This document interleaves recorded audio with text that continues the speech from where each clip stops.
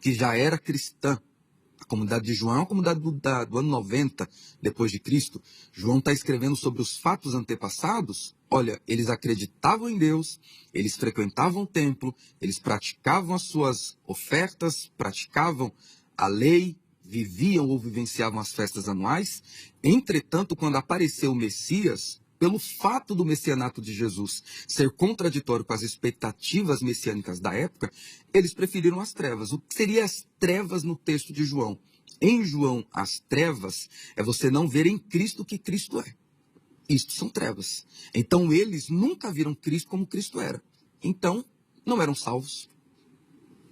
Tá. Nós sempre seremos leitores secundários da Bíblia, né? Às vezes você fala assim, isso aqui cabe aos judeus, porque senão, se lê a carta de Coríntios, fala, não, isso aqui é para a igreja de Coríntios, aquilo ali é para os romanos.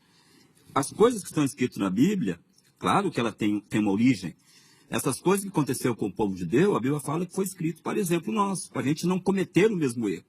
Então, voltando para Hebreus, ele fala assim no versículo 4, depois dessa sequência do capítulo 3, que tem várias advertências, não endureça o coração, dá ouvidos, ele vai falar assim, ó, temamos, pois, que porventura, deixada a promessa de entrar no seu repouso, pareça que algum de vós fique para trás.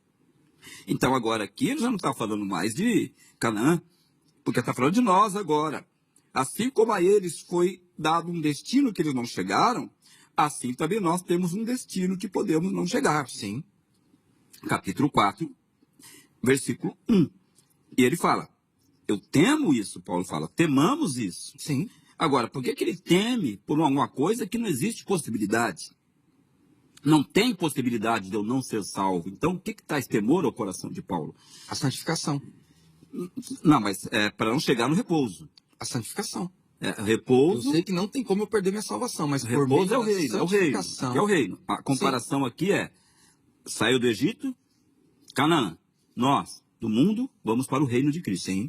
Então, a questão aqui é essa. E Paulo teme que a gente pode, assim como o povo não chegou em Canaã, nós não chegarmos também no reino. E aí só tem duas opções, se não chegarmos no reino, no inferno. Não é? Até aí, o senhor está fazendo a leitura normal do texto. Todos nós pensamos assim, por incrível que pareça. Todos nós sabemos que não há, pelo menos, todos nós, perdão. Eu penso que não há possibilidade de perder a salvação, mas por causa do processo de santificação, eu temo tudo aquilo que pode possibilitar o meu afastamento de Deus. Isso é normal no processo de santificação. Eu recuso tudo aquilo que pode, de alguma forma, me afastar de Deus, me afastar da fé, me afastar da igreja, porque esse é o processo de santificação. Vale muito a pena lembrar que no Antigo Testamento, aqueles que contemplavam a glória de Deus, não diziam que bom, estou indo em direção à salvação. Muito pelo contrário, ai de mim porque sou pecador. Então, filosoficamente, quanto mais o homem está próximo de Deus, mais pecador ele se sente. Mas ele sente vergonha do seu pecado, mas ele sente vergonha da sua fraqueza, mas ele sente vergonha dos seus erros. E esta é uma forma salvífica de prosseguir. Agora, eu gostaria, e se o senhor quiser também fazer perguntas, fique à vontade, mas eu gostaria de fazer uma segunda pergunta ao senhor, deixando os textos de João de canto, se o senhor advoga o mesmo pensamento clássico do arminianismo. Porque Armínio pensava o seguinte, que é possível, pelo menos a interpretação moderna do pensamento de Armínio. Armínio pensava que era possível perder a salvação e aquele que perdesse a salvação jamais poderia voltar. Perdeu, não volta mais. O senhor pensa dessa forma? Não. Eu não penso assim, não. Seria bom até para a audiência saber que há dentro do próprio arminianismo outros pontos de vista sobre esse aspecto soteriológico. Porque as pessoas às vezes tratam o livro da vida como se fosse um livro que dá para você escreveu, riscou, escreveu, riscou. E claro que não dá para defender espantalho, né? E dizer, olha, o arminiano crê que perde a salvação pecando, pecou, perdeu a salvação. Aí vai para o culto, se reconcilia, ganhou a salvação de novo. Então, eu gostaria que o senhor explicasse um pouco mais esse aspecto. Sim. Não, nós temos que entender uma coisa. A salvação, ela é algo que se concretiza no futuro, não é? A salvação não aconteceu ainda, de fato, no seu sentido completo, porque nós seremos salvos, não é? Como a Bíblia fala, seremos salvos, por exemplo, da ira. Quando Jesus voltar, ele vai glorificar o nosso corpo, seremos transformados. Aí a salvação se completou. Quando Jesus fala assim, quando vedes esses sinais acontecerem, erguei vossos olhos, porque próximo está a vossa redenção. Então é questão de contexto. Nós já somos redimidos, é claro, eu sei. Mas ele fala, próximo está a vossa redenção. É onde as coisas vão se concretizar de fato. Isso não aconteceu. Então, por isso que acho que na perspectiva de Deus, não existe esse debate que a gente faz, que a gente pede salvação ou não. Da perspectiva de Deus, não existe isso. Ele já sabe tudo. Nós é que discutimos aqui da perspectiva humana. Na perspectiva humana, eu entendo que aquele que está em Cristo está salvo. Mas ele pode abandonar. E aí não está salvo, abandonou Jesus, Jesus é a salvação. Mas se ele se arrepender, se humilhar, pedir perdão, Jesus vai recebê-lo de novo. Então, mas não existe esse negócio de, então, apagou, escreveu, porque Deus já sabe o resultado final, não precisa ficar nisso. Na opinião do senhor, pode perder, mas se a pessoa se arrepender, ganha. Vai perder, vai ganhar, vai perder, vai ganhar. Não, por isso que eu falei da questão futura. Não é que ele está perdendo e ganhando. É que no futuro é que vai decidir. Essa A ideia salvação é arrebatamento. Essa tensão, né? Salvo engano, foi James Dunn e Ip Sanders que tiveram um pouco desta visão entre o já e o ainda não. Uhum. Nós já estamos salvos, já provamos das benesses futuras, como foi lido aqui em Efésios 6, 2. Aliás, Efésios capítulo 2, versículo 6, né?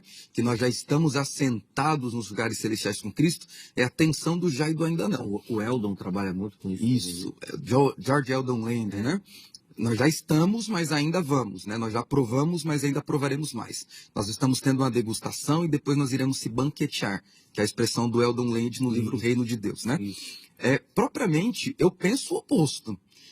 Penso eu que o salvo não perde a salvação, mas o salvo pode cometer deslizes durante a vida. Ele pode tropeçar por várias vezes. Pode. E a própria Bíblia diz isto, né? Que o justo pode cair 7 vezes, mas em todas elas Deus o levanta. Sim, eu acredito que esse debate, pastor, ele tem uma importância de edificação na vida das pessoas, porque há pessoas que se perturbam com isto. Será que eu sou salvo? Será que eu não sou salvo?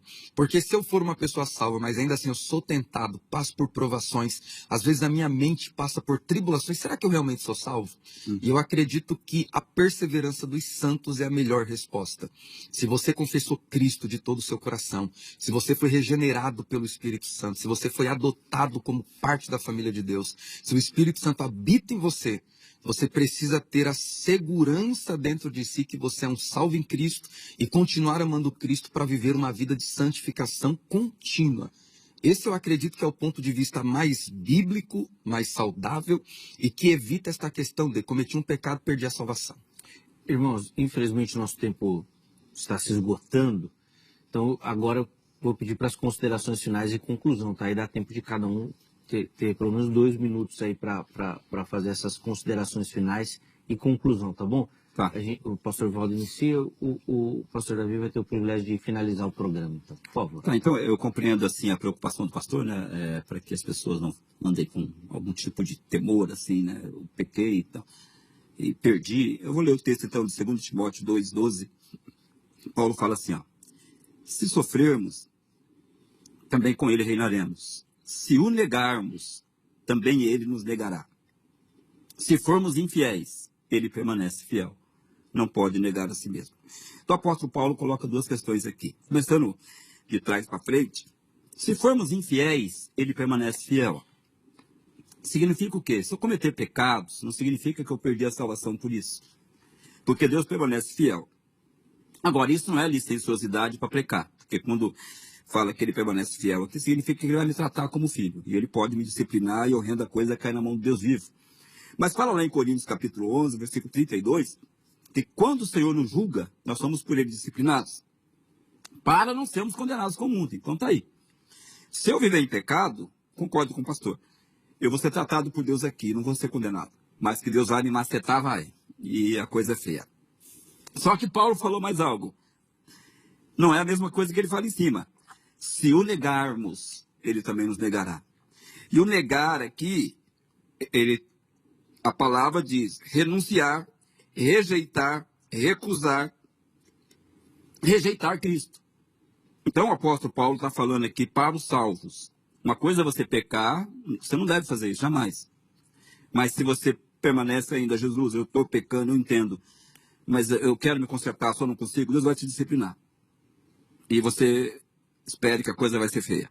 Mas ele fala também se o negarmos. É diferente. Se o negarmos, ele vai nos negar. Negar é rejeitar, é abandonar, é a apostasia. Se eu decidir abandoná-lo, então eu também serei abandonado por ele. Segundo Timóteo capítulo 2, versículo 12. Acabou o tempo, né?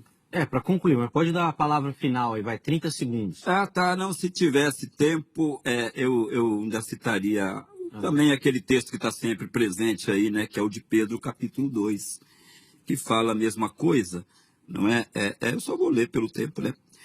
Também houve entre o povo falsos profetas, como entre vós haverá também falsos doutores, que introduzirão encobertas heresias de perdição, e negarão o Senhor que os resgatou, trazendo sobre si mesmos repentina destruição. Então esses falsos profetas, falsos mestres, não são pessoas de fora. São pessoas que, segundo a palavra aqui, também significa aqueles que, tendo Jesus, o renegaram, né? O traíram e o abandonaram. Então, ou seja, pessoas salvas que, no entanto, apostataram-se da fé. Boa. Vamos lá, Davi, 2 minutinhos também, por favor. Zeca,